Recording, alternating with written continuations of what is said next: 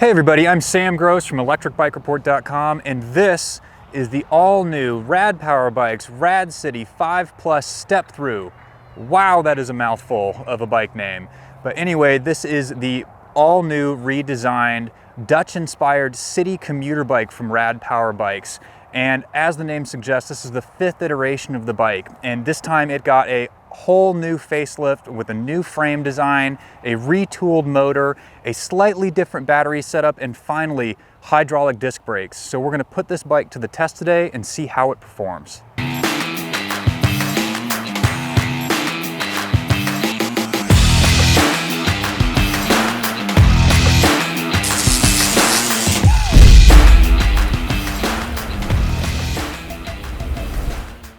So the most striking thing about the new RadCity 5 Plus is going to be its brand new frame design. It's a much more angular and kind of authoritative and more grown-up look to the bike. The old RadCity had rounded tubing that just didn't quite look as nice as this. And then obviously Rad has also integrated the battery inside the frame. They call this a semi-integrated battery. It's not totally hidden inside the tubing, but it is couched in there nicely and mostly out of your field of view.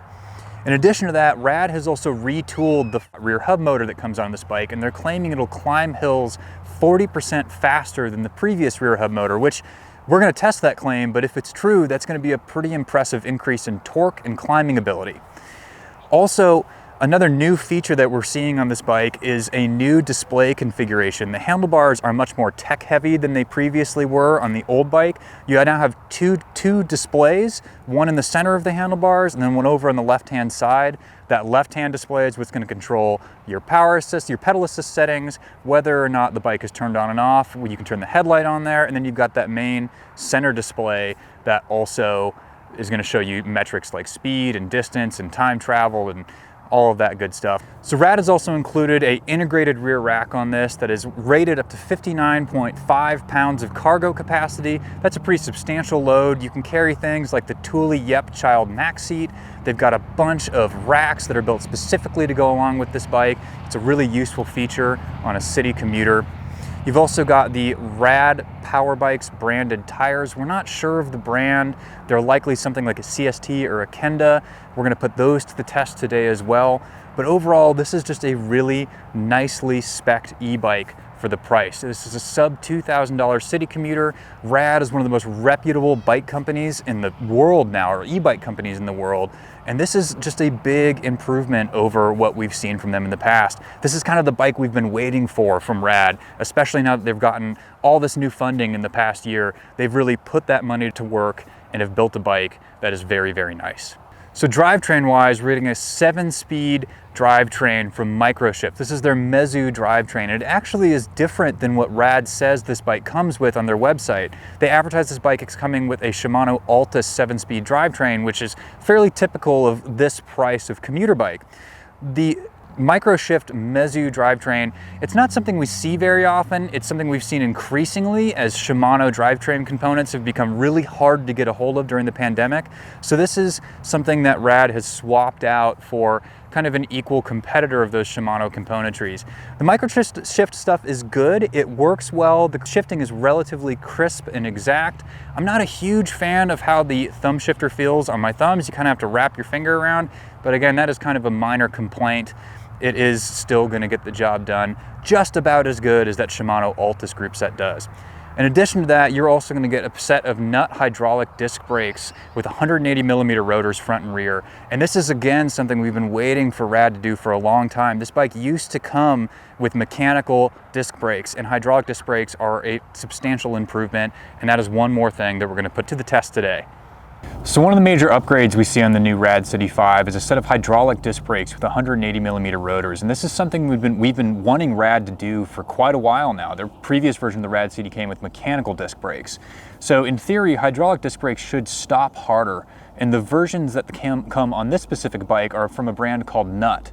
So NUTT isn't a brand that we're super familiar with. We've really only started seeing them during the pandemic when more name brand brakes and components like Tektro and Shimano and so on, they're getting really, really hard to get. So NUTT has been a substitution that Rad has come in, and we found them to be fairly comparable. We tested the same set of brakes on the Rad Rover 6 Plus, which came out back in September. September in this new version of that Rad is designing their bikes, and they came to a stop really, really well, about 15 feet. So we're gonna put this bike to the test with the NUTT brakes in our brake test, which we bring the bike up to 20 miles an hour 5 times and slam on the brakes as hard as we possibly can to bring the bike to a stop as quick as we possibly can.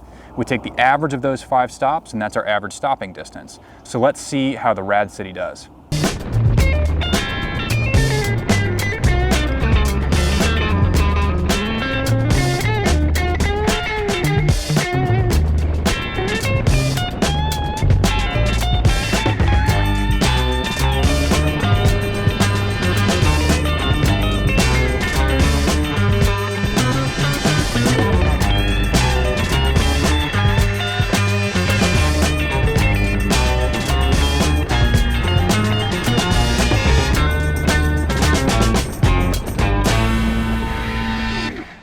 RadCity had a really stellar braking distance in our brake test. It came to a stop on average in 12 feet and 7 inches, which actually puts it in the upper echelon of some of the quickest stopping bikes we've ever tested here at Electric Bike Report.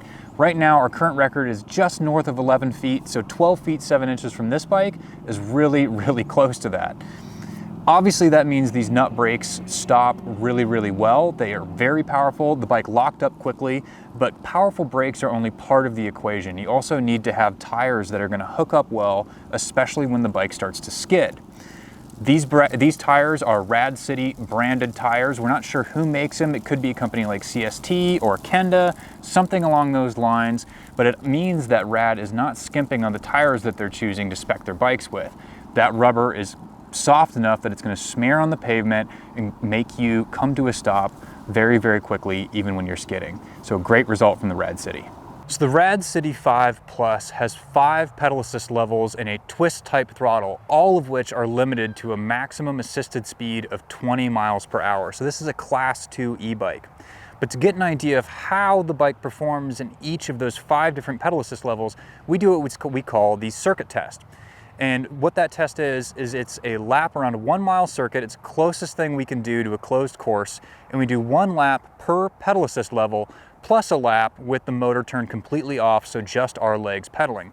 What this test is supposed to do is it's supposed to demonstrate how the bike performs in each of those 5 pedal assist levels. We want to see how the bike modulates its power, how well the user can control how much energy the motor is giving you in any given setting. The RadCity does a really nice job. We want to see a nice smooth or a linear curve, and this bike does that. It's a 1 to 2 mile per hour difference between each of the 5 pedal assist levels, with it pedaling its no assist lap at 12.5 miles an hour average. So that's not a stupid fast lap, it's a fairly fast lap. But one thing I have noticed about the RadCity is it is a very easy pedaling bike, even with no help from the motor at all. It just rolls nicely. That's again kind of that Dutch-inspired commuter styling. These bikes are designed to be able to pedal. So really nice result from the RadCity. We do like all 5 of the pedal assist levels. It performs nicely. So aside from the redesigned frame and the retooled motor and battery, one of the most obvious things you're gonna notice when you ride the bike is the actual user experience of sitting, holding the handlebars, interacting with the new displays, and Rad has put a lot of thought into these 2 new displays. That one in the center is going to be really your control center. It's where you see the bike's speed, how fast you're going, how far you traveled, and it's going to keep track of your use of the bike overall.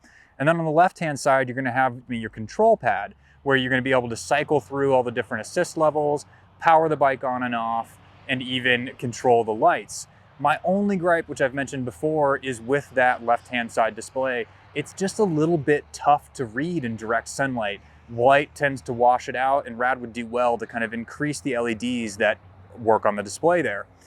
But in addition to that, you've got a throttle on your right-hand side. This is a twist type throttle, so it's going to be very similar to what you'd expect on like a motorcycle or a moped or something like that. You've got ergonomic leather grips. They're faux leather grips that are stitched. One thing I've noticed about these types of grips, Rad tends to love these. They put them on all of their bikes, but they can get a little bit slippery if you're in a hot environment like we are here in Utah. But comfort-wise, this is a really, really comfortable bike. It's Dutch-inspired. It's a step-through frame. It's going to be easy to get on and off. It's going to have you in a nice, upright, and neutral position.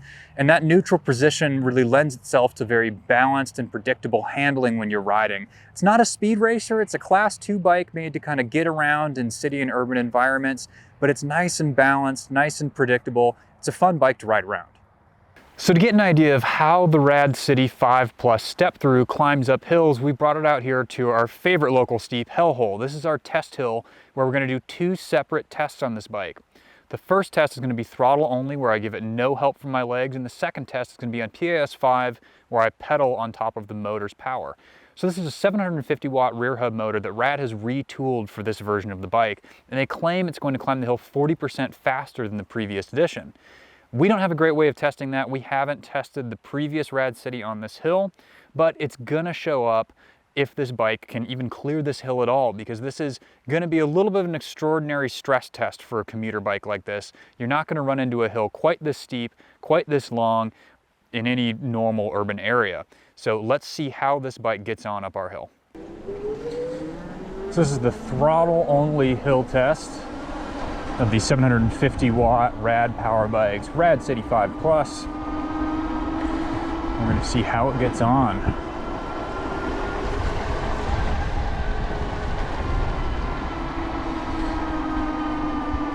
So Rad claims this bike has a retooled motor that's going to climb 40% faster than the previous version of the RadCity. And we don't have a great way to test that claim aside from just seeing how it goes.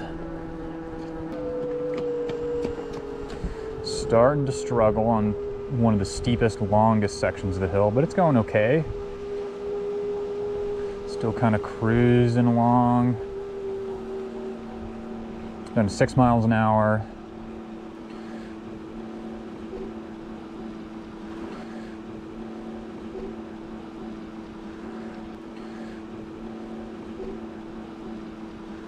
She's plugging away.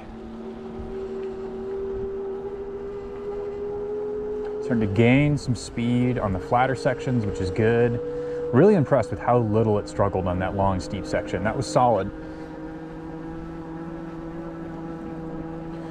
All right, this, even though it's a short pitch, is probably one of the hardest. This is where we see a lot of bikes fail, mostly because they just don't have any speed. They've got to grunt up this like 13, 14% little 20-yard pitch. Come on, buddy, you got it. So that's 5 miles an hour. That's the lowest we've seen so far. And it's going back up. From here on out, we're in the clear. It's gonna make it. Got one more steep pitch, but we got a good amount of speed going into it. Overall, really impressed with how this bike has performed. Usually in the motor only test, we start to see it struggle. We get some odd vibration coming from the back end, maybe even some odd noises, and we're really not getting any of that.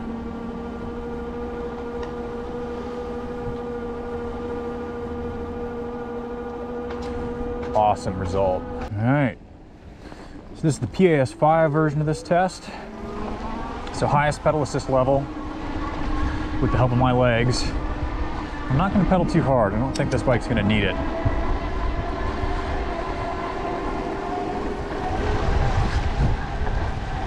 Soft pedaling to the bottom of the wash. And here we are, kicking it up the hill.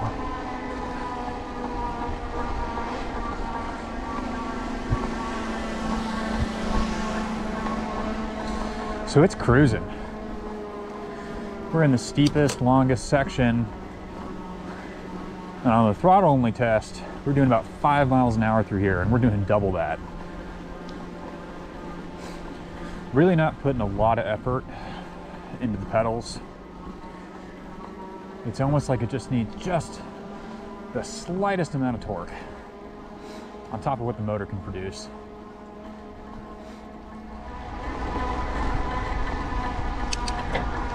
Cycling through the gears at the top.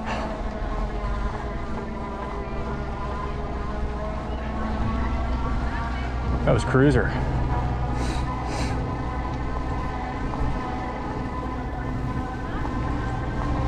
So the RadCity did decently well on our test. On the throttle only test where we took it up the hill without any help from my legs, it went up in 2 minutes and 1 second with an average speed of 9 miles an hour, which is a decent speed for a Class 2 e-bike.